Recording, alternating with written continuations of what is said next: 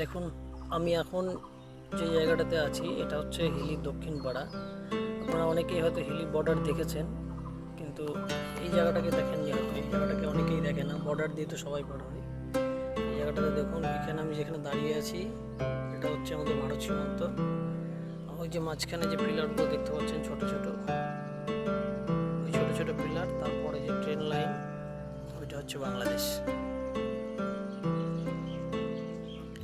এখন একদম পরিষ্কার দেখা যাচ্ছে, খোলা, বেড়া নেই, তার কাটা নেই। ওখানে একটা বিএসএফ বসে আছে।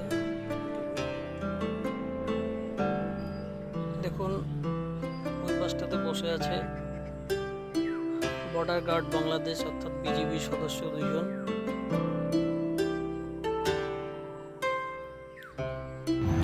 এই যে বললাম এত কাছে বাংলাদেশ, দেখুন এই দেখুন ট্রেন, বাংলাদেশের ট্রেন যাচ্ছে,